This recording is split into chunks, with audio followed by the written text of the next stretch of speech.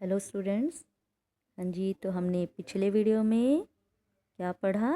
क्रिया विशेषण के बारे में हमने पढ़ा। ठीक है, अभ्यास सागर हमारा पाठ चल रहा था उस रात की बात। ठीक है, जिसमें व्याकरणिक विषय था क्रिया विशेषण। तो याद रखने योग्य बात क्या थी कि क्रिया विशेषण किसे कहते हैं? जो शब्द क्रिया की विशेषता बताते हैं उन्हें क्रिया विशेषण कहते हैं। ठीक है, और हमने पहला भेद इसमें पढ़ा। क्रिया विशेषण का पहला भेद यानी प्रकार यानी टाइप। ठीक है, तो हमने पहला भेद पढ़ा, वो था स्थानवाचक क्रिया विशेषण। अब उसको आप कैसे पहचान करेंगे स्थानवाचक क्रिया विशेषण की? तो जो शब्द क्रिया के स्थान के बारे में जो शब्द क्रिया के स्थान के बारे में बताते हैं उन्हें स्थानवाचक क्रिया विशेषण कहते हैं। साथ ही साथ पिछले वीडियो में हमने पहला प्रश्न, दूसरा और तीसरा कर लिया था। चौथा प्रश्न मैंने कहा था आप सोच विचार कर इसको करके रखेंगे। ठीक है, तो चलिए अभी देखते हैं जिसने किया है तो वो जो मैं अब बता रही हूँ उससे मैच करते हैं उत्तर या नहीं। तो अब हमने दूसरा भेद, देखिए नीचे दिए गए वाक्यों में उन शब्दों पर घेरा लगाना है जिनसे क्रिया के समय की जानकारी मिलती है। ठीक है, समय, पिताजी अभी बाजार गए हैं। ठीक है, तो हमें यहाँ पर क्या जानकारी मिल रही है?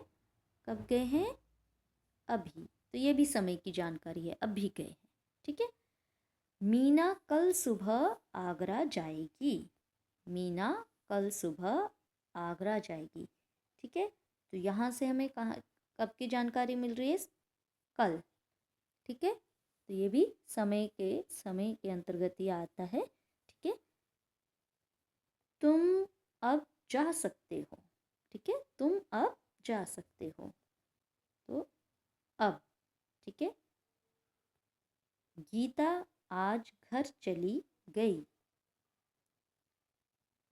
आज हम रात भर पढ़ते रहे।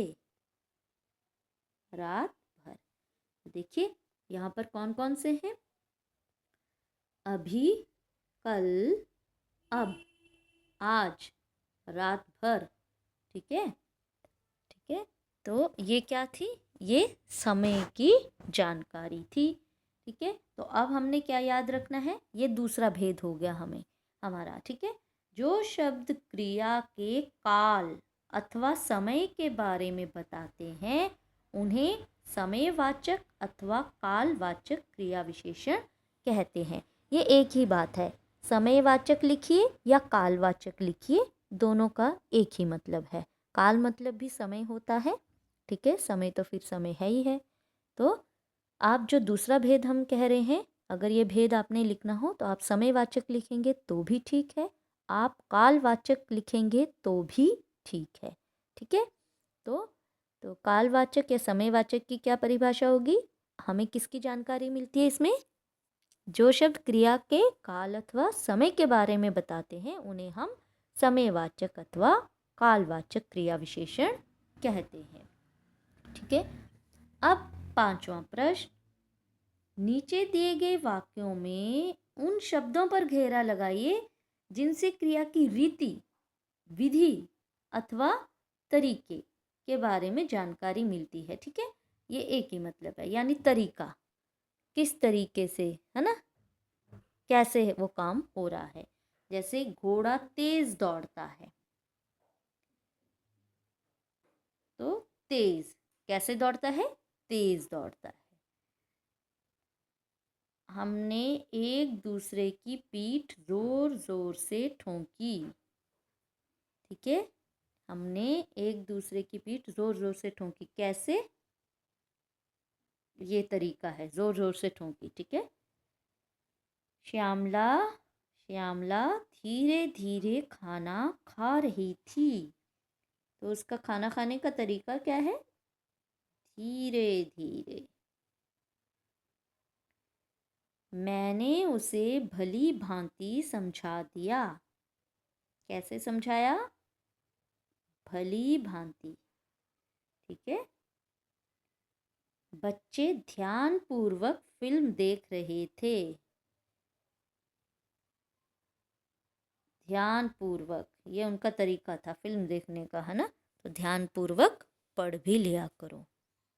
ठीक है, तो ये हमारे देखिए क्या क्या हो गए, तेज, जोर जोर से, धीरे धीरे, भली भांति, ध्यान पूर्वक। ठीक है, तो ये क्या है, ये तरीके थे या विधि थी। ठीक है, तो अब हमें क्या याद रखना है, याद रखिए जिन शब्दों में क्रिया की रीति, विधि अथवा तरीके का पता चलता है उन्हें रीतिवाचक क्रिया विशेषण कहते हैं। ठीक है, तो हमने कितने भेद पढ़ लिए अभी तक? अभी हमने 3 भेद पढ़ लिए। कौन कौन से, याद रखना है कौन कौन से। पहला हमने पढ़ा स्थानवाचक क्रिया विशेषण, दूसरा समयवाचक क्रिया विशेषण या फिर इसको कालवाचक क्रिया विशेषण भी कह सकते हैं, और तीसरा हमने पढ़ा रीतिवाचक क्रिया विशेषण। कौन सा? रीतिवाचक क्रिया विशेषण। तो 3 हमने पढ़ लिए और इसके 4 ही भेद हैं, और चौथा भेद तो आज हम ये चारों भेद पढ़ लेंगे, फिर इसको आपने याद रखना है केवल। ठीक है, अब देखिए छठा प्रश्न है, नीचे दिए गए वाक्यों में उन शब्दों पर घेरा लगाइए जिनसे क्रिया की मात्रा या परिमाण की जानकारी मिलती है।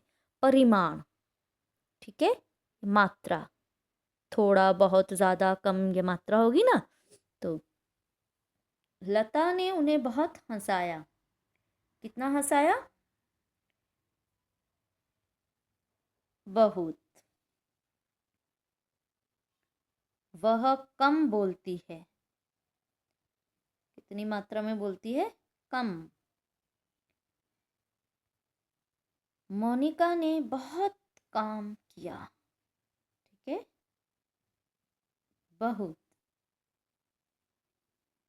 काम के समय काम अधिक और बातें कम किया करो, ये आपके लिए भी है।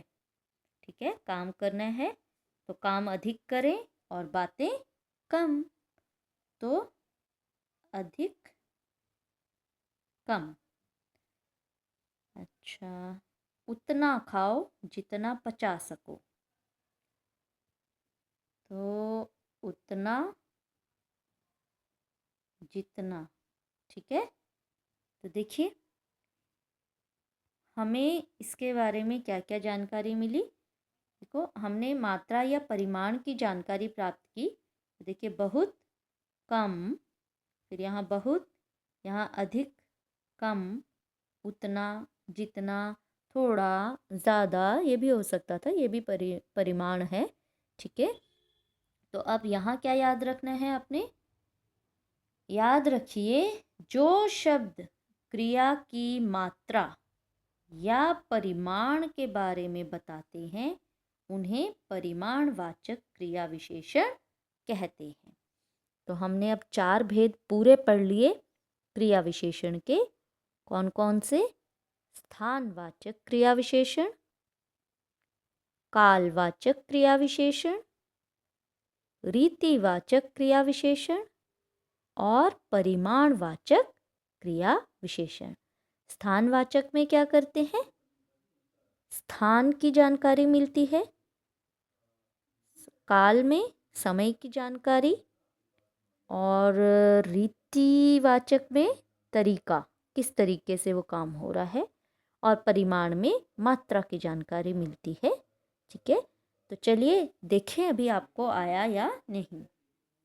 नीचे दिए गए वाक्यों में क्रिया विशेषण शब्दों पर घेरा लगाइए और उनका भेद भी लिखिए। तो अब मैं यहाँ पर लिखकर नहीं बताऊंगी, स्पेलिंग आप बिल्कुल अपनी बुक में से देखकर, ठीक है, वो चारों वो आप वहाँ से देखकर और यहाँ लिखेंगे आप। श्वेता की चूड़ियाँ जोर से खनक रही थीं। ठीक है, तो कैसे खनक रही थी?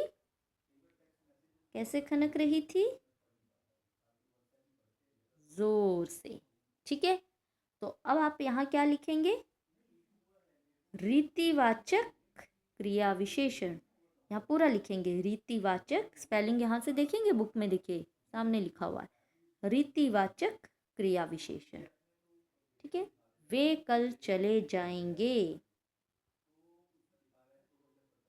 तो क्या है यहाँ पर कल, तो इससे हमें क्या जानकारी मिल रही है समय की।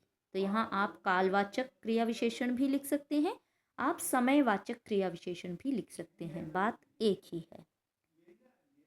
उपासना, उपासना धीरे धीरे चलती है। ठीक है, उपासना धीरे धीरे चलती है, तो कैसे चलती है देखिए, उपासना तो धीरे धीरे, तो धीरे धीरे क्या है, ये भी तरीका है, तो यहाँ पर क्या आएगा रीतिवाचक क्रिया विशेषण, रीतिवाचक क्रिया विशेषण।